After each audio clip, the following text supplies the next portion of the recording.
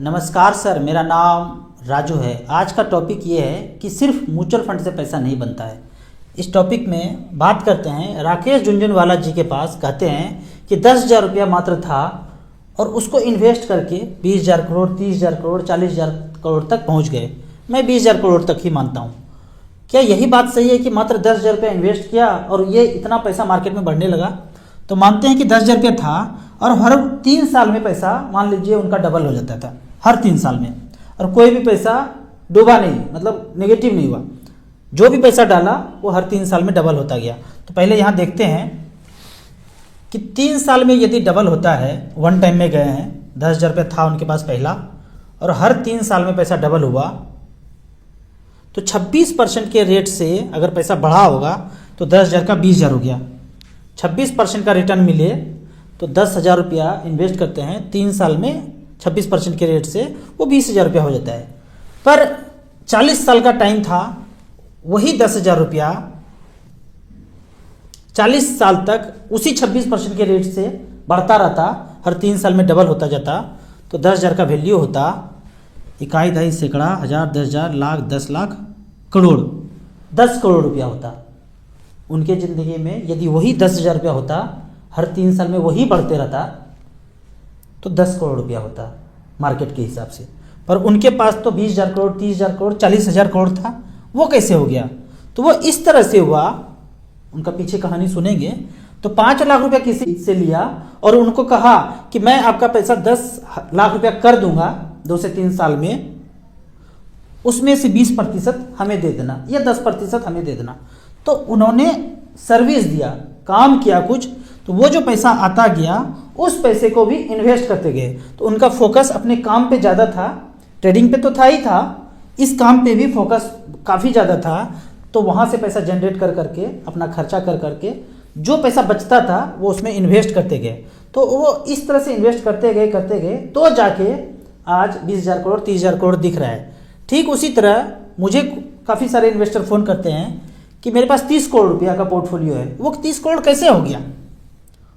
वो जो भी काम कर रहे हैं वो फोकस करके वो काम कर रहे हैं, और जो पैसा बच रहा है, बचे हुए सरप्लस पैसे को यहाँ इन्वेस्ट करते करते 20 साल में वो उनका इतना एसेट हो गया लगभग 30 करोड़ का, तो फाइनेंशियल फ्रीडम पा लिए।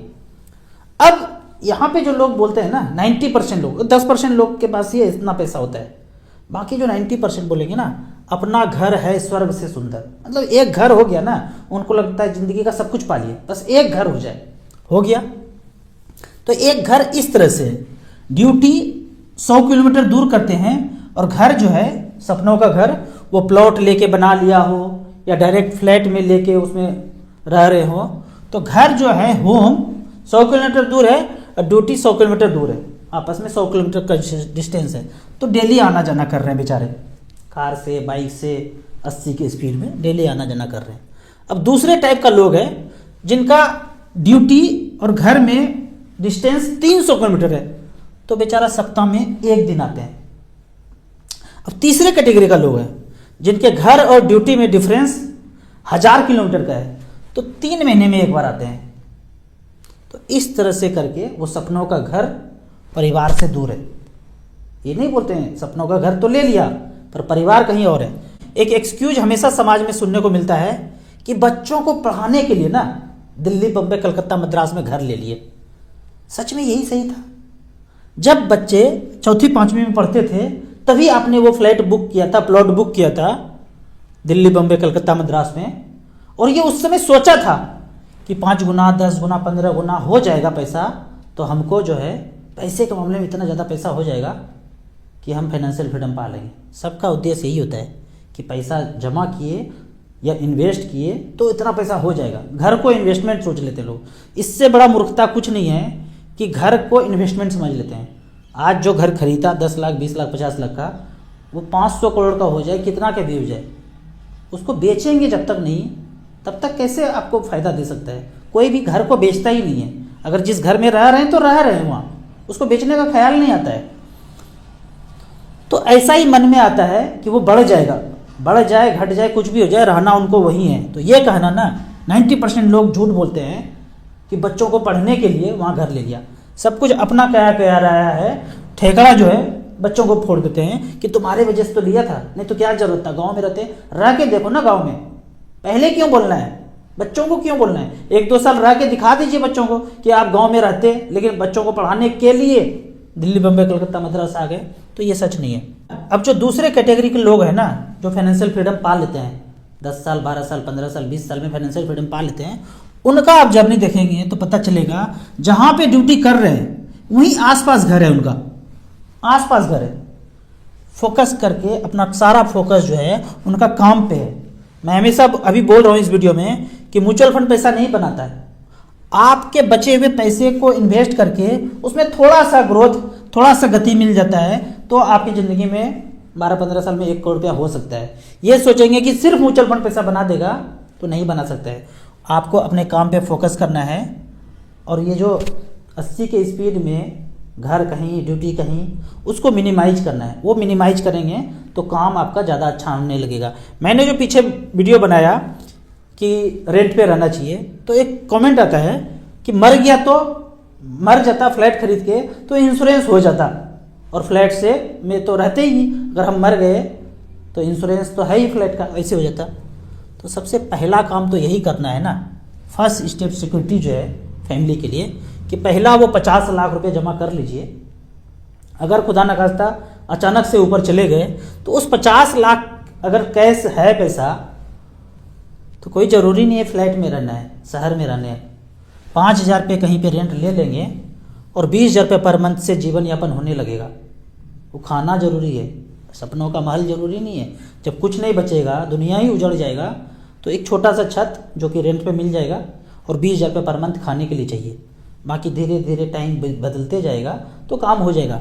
आपने एक मोढ़ाई खरीद के ले लिया फ्लैट और उसमें EMI पैसा जा रहा है, मर के चले भी गए तो एक फ्लैट बचा, अब खाने के लिए पैसा नहीं है। ये बहुत अच्छा बात कहा कि मर गए तो इंश्योरेंस तो कंपनी तो पैसा दे देंगे, फ्लैट का दे दिया, हो गया। अब हर महीने पैसा चाहिए भाई, 20-25 हज़ार रुपये पर मंथ, वो कहाँ से आएगा?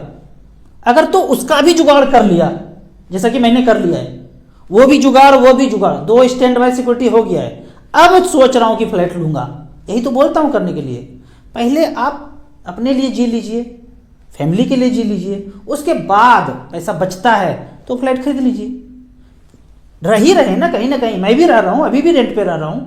अब प्रोसेस चल रहा है कि खरीदूंगा, तो मुझे तो कभी दिमाग में हलचल आया नहीं कि रेंट पे है कि अपना है, क्या है, वो कागज नहीं है सिर्फ, बाकी तो कोई तंग करने वाला नहीं है। तो इस तरह से करके तो पहला सेफ्टी यही है कि आप इतना पैसा रख दें कि कुछ हो जाए तो जीवन यापन फैमिली का चलता रहे। और एक चीज़ यहाँ पे बोलना चाहूँगा, जिनको अपना घर गांव में कहीं भी है, छोटा मोटा छोटा सा जो भी है, उनको तो बिंदास शहर में रेंट पे रहना चाहिए 20 साल। जब तक आपका वो फाइनेंशियल गोल टारगेट पूरा नहीं हो जाता है तब तक आप रेंट पे रहिए। घर में तो है ही ना, गाँव में हमारे पास तो वो भी नहीं है, एक बित्ता अपना जमीन नहीं है, कहीं भी नहीं है। इकलौता आदमी होगा जिनके पास पैसा होते हुए भी वो रेंट पे रह रहे हैं। अब बात करते हैं, एक घर में जो कलह चलता है हमेशा, हस्बैंड ना, मर्द जात अपने आप को बड़ा इंटेलिजेंट समझते हैं, मैं भी गलती ऐसा करता था। घर में क्या बोलते हैं वाइफ को, तुम करती ही क्या हो, तुम करती ही क्या हो, तुम पैसा थोड़ी कमाती हो, सारा पैसा तो मैं कमाता हूँ। ये सदियों से सुनते आ रही है लेडीज, घर की लेडीज सदियों से सुनते आ रही है। हस्बैंड वाइफ में बात चल रहा है, बीच बीच में हमेशा चल ही जाते हैं, सप्ताह में एक बार, तुम करती ही क्या हो, घर में खाना बनाती हो, तुम करती ही क्या हो। तो बच्चे सोच रहे हैं कि भाई ये काम करने का तो कोई इंपॉर्टेंस है ही नहीं। थोड़ा सा बच्चे पढ़ लिख के बड़े होते हैं, 7वां 8वां 9वां 10वां तक होते हैं, तो बोलते हैं मुझे घर का काम नहीं करना है, मुझे पैसा ही कमाना है। छोटे छोटे बच्चे बोल रहे हैं, हमारे बच्चे भी बोलते हैं, क्योंकि हमने वो बोल के देखा है, तुम करती ही क्या हो, बवंडर हो चुका है। पर्सनली जो है ना, मुझे लेडीज काम करे, मुझे ये पसंद नहीं है, बिल्कुल नहीं पसंद है कि हस्बैंड काम करे, वाइफ भी काम करे, घर में खाना मेड बना के जा रही है या फिर होटल से खाना आ रहा है, मुझे पसंद नहीं पर्सनली। लेकिन सारी लेडीज काम करने के लिए आतुर हैं। उसका रीज़न सिर्फ सारे मर्द जाते हैं जो घर में हैं, जो ये कहते हैं कि तुम करती ही क्या हो, तुम पैसा नहीं कमाती हो। इतना ललकार चुके हैं ना सदियों से कि उनका बस यही ध्येय है कि बस पैसा ही कमाना है, घर का काम नहीं करना है। मुझे ये क्या पसंद है कि वही सदियों काल से जो चलता रहा है कि सीता माता घर में है, रोटी दाल बना के दी और उसको प्रसाद के रूप में खाया। आज डेट ये हो गया ना ये भी ड्यूटी कर रहे हैं, ये भी ड्यूटी कर रहे हैं, दोनों लोग बाहर हैं, अब बाहर का ही खाना रोज खा रहे हैं, तो एक न एक दिन बीमार पड़ना ही पड़ना है, पड़ना ही पड़ना है। मैं तो समाज में देख रहा हूँ जिनके घर में दोनों काम कर रहे हैं, कभी ये बीमार, कभी वो बीमार, कभी दोनों बीमार, इस तरह से करके पैसा तो आ जाएगा और एक दिन वो सारा पैसा बीमारी में खर्चा होने वाला है, या फिर खर्चा ना कर सकें सारा पैसा, पैसा इतना ज़्यादा कमा लिया कि बीमारी में तो चलो बीमार पैसे खर्च करके थोड़ा सा ठीक हो गए, लेकिन वो इंजॉयमेंट नहीं रहेगा ज़िंदगी में, पैसे का इंजॉयमेंट ही नहीं कर पाएंगे। तो बेहतर है कि एक आदमी काम करें और घर में ये बोलना छोड़ दें कि मैं ही पैसा कमाता हूँ, तुम करती क्या हो। मैं यदि अपना पर्सनली बात करूँगा ना, तो अभी कुछ सालों से बोलना शुरू किया हूँ कि मैं एक मोबाइल के जैसा हूँ और तुम जो है ना चार्जर की तरह हो, और एक दिन अगर चार्जर ना मिले ना तो मुर्दा ही होगा। तो ये घर में कहना ना कि तुम करती ही क्या हो, ना रहे ना फिर समझ में आएगा कि करती क्या हो। एक सप्ताह 10 दिन के लिए बाहर जाते हैं ना, पूरा पहाड़ टूट पड़ता है घर में, सभी फिर समझ में आता है कि वो करती ही क्या थी। तो ये ललकारना मर्द जात बंद कर दें, नहीं तो ऐसा होगा कि खाना हमेशा जोमेटो से आएगा और घर में दोनों बाहर रहेंगे। मुझे सच में पर्सनली पसंद नहीं है कि घर की लेडीज़ बाहर काम करे, लेकिन वो करना पड़ता है कि हम मर्दों ने इतना ललकारा है सदियों से कि वही उनके पास उपाय है, वो करके दिखा देंगे। पूरा जब तहस नहस हो जाएगा ना, बवंडर हो जाएगा, फिर एक काल आएगा जब हाथ जोड़ के पैर पकड़ के बोलेंगे कि भाई काम करने मत जाओ, सारा का सारा पैसा तुम्हारा है। उनका अकाउंट खुलेगा और जैसे ही नौकरी लगेगा 50% उनके अकाउंट में पैसा जाएगा। अभी तो यही हो रहा है ना कि हम नौकरी करते हैं तो कंपनी वाले हमें सैलरी देते हैं, हमारा अकाउंट खुला, वाइफ का अकाउंट, पैन कार्ड नंबर, ये सब कुछ तो है ही नहीं उनके पास। सीधा एक ऐसा नौबत आएगा कि कंपनी के पास दोनों का अकाउंट खुलेगा, खुलना चाहिए, हस्बैंड वाइफ दोनों का, 50% डायरेक्ट उनके अकाउंट में पैसा जाए। 1 लाख कमाते हैं, 50,000 सीधा वाइफ को और 50,000 रुपया हस्बैंड के अकाउंट में। अब उनको मैनेज करने दो जो करना है, वो घर में रहे कहीं रहे, उनको 50,000 जाएगा। फिर बोल के दिखाओ साला कि तुम पे करती ही क्या हो। कंपनी को ऐसे ही करना चाहिए। हम रहे, अगर आने वाले सदियों में अगर चेंज होना है तो ये छोटा सा चेंज जरूर कराएं कि तुम करती ही क्या हो। ये 50,000 रुपये का काम करते हैं जो कंपनी हमें सीधे अकाउंट में देते हैं। अब एक सिचुएशन और लेते हैं कि बेंगलोर में बच्चा काम कर रहा है, बेटा उनका 4 BHK में रह रहे हैं, बेटा बहू पोता पोती सब कोई है वहाँ पे, और गांव से दादा दादी चलते हैं ट्रेवल करके वहाँ पहुँचते हैं, खूब एंजॉय करते हैं। 7 दिन बीत गया, 7 दिन एकदम खुशहाली से रहते हैं। 8वें दिन माँ बोलती है बेटा को टिकट कटा दो। अब मन नहीं लगता है, अब टिकट कटा दो। गांव का याद आ रहा है, घर का याद आ रहा है, घर का याद आ रहा है, क्योंकि अपनी ज़िंदगी का सारा एनर्जी पैसा यहाँ झोंका है, तो ये याद आ रहा है। अब यहाँ छटपटाहट लग रहा है। सबकी ज़िंदगी में यही है, जहाँ आपने पैसा ज़्यादा झोंका है ना, वहाँ आपको काटने के लिए दौड़ेगा, वो भागेगा कि वहीं चली जाए। ये खुशहाली खत्म है, पोता पोती वहीं है, बेटा भी वही है, बहू भी वही है, गांव में कोई नहीं है, अकेले बूढ़ा बूढ़ी रहते हैं, फिर भी मन नहीं लग रहा है। 7 दिन के बाद काटने दौड़ने लगता है वो शहर और घर, पोता पोती भी, कुछ अच्छा ही नहीं लगता है, चेहरे से खुशी उड़ जाता है। अगर टिकट ना कटा है तो चेहरे से खुशी उड़ जाता है। तो ये घर आते हैं, यही मजबूरी है, सबका मजबूरी है।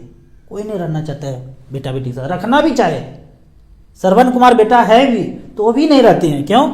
सारा जिंदगी का पैसा यहाँ झोंका है। अगर नहीं झोंका होता, कुछ पैसा कैश में होता, वो लोग ना जिनके पास सिर्फ घर है, पैसा नहीं है, वही छटपटा के भागते हैं। इनके ज़िंदगी में अगर 1-2 करोड़ रुपया हो ना पास में तो छटपटाएंगे नहीं, वहीं एंजॉय करेंगे, वो खर्चा खूब करेंगे वहाँ भी और वहीं रहेंगे। जब मन भर जाएगा, यहाँ से पूरा मन भर गया, चलो थोड़ा सा गाँव भी घूम के आते हैं, ऐसे करके वो छटपटा के वही लोग भागता है जिनके पास सच में पैसा नहीं है। तो बुढ़ापा अपना अच्छा करना है ना, तो वो कैश पैसा रख के देखिए, रख के देखिए ना, 50 लाख 1 करोड़ रुपया रख के देखिए ना, तीसरा आंख खुल गया ना कि जिंदगी में कर क्या रहे थे और करना क्या चाहिए, बहुत डिफरेंस हो जाएगा। जिनके पास पैसा नहीं है ना, वो तो भाग ही रहे हैं 80 की स्पीड में, गलत सलत काम भी हो रहा है। पैसा होने के बाद लगेगा कि यार कितना मूर्खतापूर्ण पहले काम करता था, हंसेंगे अपने आप पे। हम लोग, हम और वाइफ बैठ के सोचते हैं कि सब कुछ तो है उनके पास, फिर क्यों इतना बेचैन है। बेचैन इसलिए है कि एक 3 BHK कहीं और, एक 3 BHK कहीं और, ये भी अंडर कंस्ट्रक्शन है, उसमें भी बयाना दे के बैठे हैं, बेचैन घूम रहे हैं। तो जो लोग घर में पैसा सिर्फ झोंके हैं ना, तो बोलेंगे घर का देखभाल कौन करेगा। मैं कहता हूँ आदमी का देखभाल कौन करेगा। मेरे घर में एक छोटा सा नियम है, यदि कोई एक व्यक्ति बीमार पड़ जाए ना, तो सब लोग उनके तरफ उनके सेवा में लग जाते हैं। हम तो पता है कहीं और ट्रीटमेंट करने के लिए जाते नहीं है, घर में होममेड करते हैं ठीक। अगर छोटा मोटा प्रॉब्लम हो जाए, ये बीमारी वो बीमारी, किसी भी तरह का फीवर, किसी भी तरह का मोबाइल के रिंगटोन वाला फीवर हो जाए, चाहे मच्छर काटने वाला हो जाए, चाहे कोई वाला भी हो जाए, वो 1 से 3 दिन में घर में ठीक हो जाते हैं। बीबी जी को गोल ब्लैडर स्टोन आया था, 2 महीने में घर में ठीक हुए। सब जानता है अंग्रेजी मीडियम में जो पढ़े हैं कि गोल ब्लैडर का स्टोन तो निकलता नहीं है, ऑपरेशन करके खींच के फेंकना ही पड़ता है। हमने ऐसा नहीं किया। 2 महीना तीनों लोग, दोनों बच्चे और मैं, उनके पीछे मुंडी करके सेवा कर रहे हैं। 2 महीना हम ठीक हो गए। क्या क्या किया, प्रोसीजर जानना है तो कभी बताएंगे। मैं आपको एक चीज़ बता रहा हूँ यहाँ पे, यदि आपके घर में जो मेरे ये दर्शक है ना 50-51 हज़ार, अगर कोई भी बीमारी घर में हो जाए तो यूट्यूब में लिखिए वो बीमारी, उसके आगे लिख दीजिए राजीव दीक्षित जी। जो भी बीमारी है आपके पास, वो बीमारी आगे लिख दीजिए राजीव दीक्षित जी। जो वीडियो आए, जो बोले वो कर लीजिए, करके देख लीजिए 1 सप्ताह। हमने तो हमेशा यही किया है। कोई बीमारी आया, नाम लिखा यूट्यूब पे, जो बोला वो कर लिया, घर में ठीक हो गए 1 से 3 दिन में। बड़ा बीमारी है, बड़ा बीमारी आ गया, पकड़ लिया। वो दोनों लोग ज़्यादा दिन काम कर रहे थे, करोड़पति बन गए, जो मोटे से खाना आ रहा था बार बार, तो बड़का बीमारी पकड़ लिया। तो बड़का बीमारी करने के लिए 3 से 6 महीना। बोलेंगे कौन? वही राजीव दीक्षित जी। वो जो बोल लिए, कर लिए, देख लीजिए, ठीक हो जाएंगे। हम तो हमेशा ऐसे ही ठीक हो रहे हैं। अब बात करते हैं पैसा बनाने की बात। पैसा कहाँ बनेगा? अब काम घर में ही कर रहे हैं। ये चलो, अब ये बात मान लिए कि हस्बैंड सिर्फ काम करेंगे, वाइफ घर में काम करेगी, थोड़ा बहुत जो पैसा बच रहा है उसको इन्वेस्ट करेंगे, यही बात है। तो एक फंड का नाम लेते हैं HDFC मिड कैप अपॉर्चुनिटी।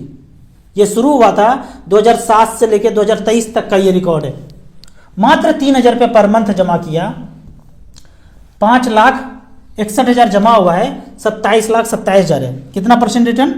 18.32% का रिटर्न है। इसी से मिड कैप कैटेगरी में अगर बात करें तो यहाँ पे हमने सेलेक्ट किया है mid cap category. Last 20 years में मात्र 3,000 रुपये पर मंथ। पहले नंबर पे फंड है सुंदरम मिड कैप, 3,000 रुपये पर मंथ। तो भारतीय 20 साल है, 36 दूनी 72, 7,20,000 जमा हुआ, 3,000 रुपये पर मंथ। 2003 से लेकर 2023 तक 7,20,000 का वैल्यू है, 60 लाख रुपया एक फंड में, 18% का रिटर्न है। दूसरे फंड में जो वैल्यू है 58 लाख रुपया है। कौन सा fund? Nippon India growth fund, 7,20,000 का वैल्यू, 58 लाख रुपया, 18.15। एक बच्चे के नाम पे कर देते, अपने रिटायरमेंट के लिए कर देते, 3,000 रुपये पर मंथ का बात है। सबसे खराब वाला फंड ने 31 लाख रुपया दिया है, 13.2% का रिटर्न। अगर एवरेज की बात करें, कैटेगरी एवरेज, तो 3,000 रुपये पर मंथ, 7,20,000 जमा हुआ है, 46 लाख रुपया बना है। परसेंटेज रिटर्न 16% का सालाना रिटर्न मिला है। यदि 8% रिटर्न जिंदगी में मिले तो गरीब का गरीब ही रहेंगे। अगर 16% रिटर्न हो जाए तो गरीब और मिडिल क्लास से अपर क्लास में शिफ्ट कर जाएंगे। इसी का नाम म्यूचुअल फंड है। तो अपने मेहनत के पैसे को म्यूचुअल फंड में धीरे धीरे इन्वेस्ट करते रहिए। आपको इसी तरह म्यूचुअल फंड के बारे में और कुछ जानना है, इन्वेस्टमेंट के बारे में जानना है, तो इस नंबर पे मुझे व्हाट्सअप कर सकते हैं। म्यूचुअल फंड में पहली बार इन्वेस्ट करना है तो दिए हुए ऐप में रजिस्ट्रेशन करने के बाद हमसे जुड़ सकते हैं। आपको मेरा वीडियो अच्छा लगे तो व्हाट्सएप यूनिवर्सिटी में दोस्तों के बीच इसे जरूर शेयर करें। यूट्यूब पर देख रहे हैं तो लाइक एंड शेयर जरूर करें। Thank you so much.